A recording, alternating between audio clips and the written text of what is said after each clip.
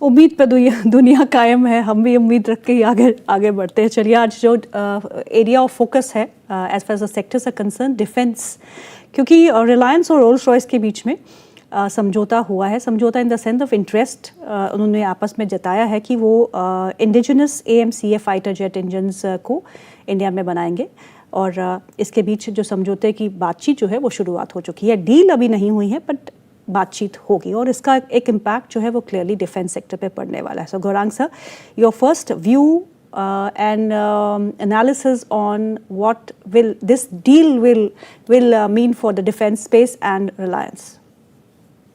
अभी तो शुरुआत है कि तो अभी तो खबर आई है, ये क्या काम करेंगे आगे जा करके, कितना बड़ा मार्केट होगा, कितना बड़ा योगदान आएगा, इस पर समीकरण आने वाले समय में जैसे जैसे और भी जानकारी दोनों कंपनियों की तरफ से मिलेगी तो उस पर शायद विचार विमर्श करेंगे। अभी तो आगे बढ़ती हुई टिप्पणी करना मेरे लिए बहुत मुश्किल है, लेकिन एक बात बिल्कुल कह सकता हूँ, जो इतिहास हमने 2016-17 के आसपास जब भारत सरकार ने विदेशी कंपनियों को आमंत्रित किया फॉरेन FDI द्वारा, foreign direct investment in defence, और स्थानीय मार्केट में भी काफी कुछ कंपनियों को प्रोत्साहन दिया गया, जिसके कारण फलस्वरूप सरकारी कंपनियां लिस्ट हुई रक्षा क्षेत्र से और निजी कंपनियां भी काफी सारी लिस्ट हुई जी। ये क्षेत्र पर हमने पहले भी चर्चा की और मैंने स्पष्ट रूप से हमारे राय आपके समक्ष रखी है कि आपका रक्षा क्षेत्र में निवेश करना है तो 3 से 5 साल का नजरिया रखें।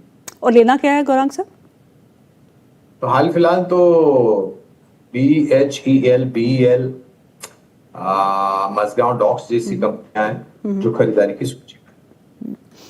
चलिए, एक और प्रमुख खबर की तरफ रुख करते हैं, जो है FCNR। FCNR का जो विंडो है, discounted foreign exchange swap window, वो अब अगस्त 31 को बंद होगा, जो पहले की सितंबर 30 को होना था। तो 1 महीना प्रीपोन किया गया है। और इसका क्या इम्पैक्ट हो सकता है रोहित जी?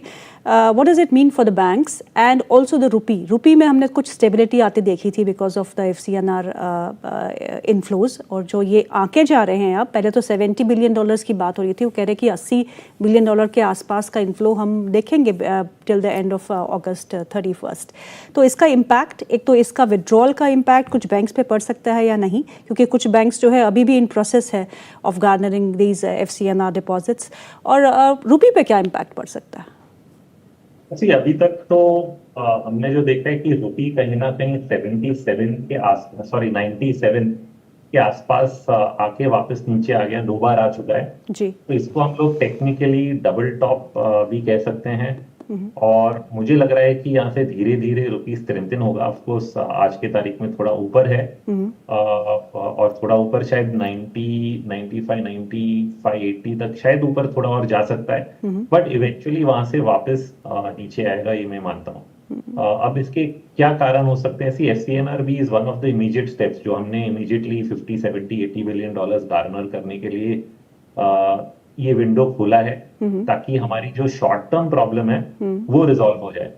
तो ये शॉर्ट टर्म प्रॉब्लम हमारे 6-8 महीने तो रिजॉल्व कर देती है, और जब तक करेंसी में बहुत ज्यादा कोई वॉलेटिलिटी नहीं होगी, चाहे वो इसी रेंज में ऊपर नीचे होते रहे, बाजार इससे ज्यादा घबराएंगे नहीं। दूसरी चीज जिसपे हमें अपनी नजर घुमानी चाहिए कि FII फ्लोज, क्योंकि देखिए FCNR तो शॉर्ट टर्म मेजर है, आके चला गया, बट हमने टैक्स में चेंजेस किए हैं कि फॉरेन इन्वेस्टर्स जो है वो हमारे डोमेस्टिक डेट में इन्वेस्ट कर सके, और काफी हमने शायद may be, I am not sure, but I think it's an $8 billion number जो मैंने लास्ट देखा था।